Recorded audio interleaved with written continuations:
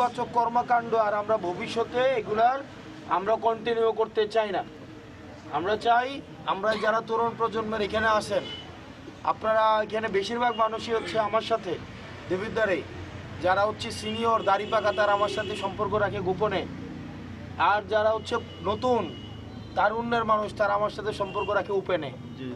তো ওনারা রাখে গোপনে, আপনারা রাখেন গোপনে। এখন তারা গোপনে এই কারণে রাখে কারণ তাদের স্বার্থের অনেক বিষয় আছে, তাদের হয়তো অন্য রাজনৈতিক দল করছে, তারা আসলে হয়তো অন্যরা হচ্ছে নাখুশ হইতে পারে, তারা বিবেক হয়তো কোথাও না কোথাও বাধা দিয়ে রাখছে, কেউ কেউ বন্ধক দিয়ে রাখছে। কিন্তু আপনারা যারা এই যে ইয়াং মানুষ আপনারা যারা আছেন, আপনারা কিন্তু বিবেক কোথাও বর্গা দেওয়া নাই, ফ্রেশ ব্লাড, আপনারা হচ্ছে একদম একদম তরুণ। তো আমাদের কাছে আমরা জানি একটা ঘরের এই তরুণরা আমাদের কাছে আসছে, তরুণরাই তার মা বাপকে নিয়ে আসবে ইনশাল্লাহ। তরুণরাই মা বাপকে, এখন আগে মা বাপ হচ্ছে ছেলে মেয়েকে চাপাই দিত, এখন ছেলে মেয়েও মা বাবাকে কি করে প্রভাবিত করে মতামত দেয়, তাই না? তো ইনশাল্লাহ আমরা বিশ্বাস করি, আমরা দেবিদ্বারে 5 জন 7 জন নিয়ে আমরা চলা শুরু করছিলাম না, আস্তে আস্তে এখন বড় হইতেছে না, বড় হইতেছে না, ইনশাল্লাহ আরো বড় হবে এবং এই তরুণ প্রজন্মকে নিয়ে ইনশাল্লাহ আমরা আগায় যাব। দেওয়ারও কোনো সুযোগ নেই, দুইটাই স্বতন্ত্র।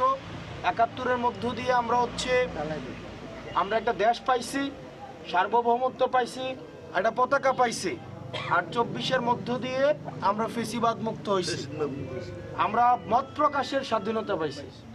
আপনি যাকে ইচ্ছা তাকে এখন গালাগালি করতে পারেন নির্ভয়ে, এবং আপনি জানেন যে বাসা থেকে তুলে এসে নিয়ে যাবে না। আগে কি হয়তো, আগে বঙ্গবন্ধু তারপরে হচ্ছে আপনার এই যে হাসিনা, তারপরে হচ্ছে আপনার শেখ ফ্যামিলি নিয়ে কথা বললে আপনি নিশ্চিত বিরুদ্ধে কথা বললে আপনি নিশ্চিত তাকে কি করবে, আপনার জেলে নিয়ে যাবে, আয়না ঘরে নিয়ে যাবে। না, ট্রেডিশন কিন্তু অ্যাকচুয়ালি বলতে গেলে, ইতিহাস বলতে গেলে অন্য রকমের। তার কারণ হলো জাতীয় পার্টি অপশক্তি, এগুলো থেকে আমাদের আসলে বের হয়ে আসা উচিত। আমরা সবাই এখানে আমাদের ইতিহাসের অপরিহার্য এবং অবিচ্ছেদ্য যে ইতিহাস, যেটা বাংলাদেশকে জন্ম দিয়েছে, সেটা হচ্ছে 71। এটা বিতর্কের ঊর্ধ্বে, এটা নিয়ে বিতর্কের কোনো সুযোগ নেই।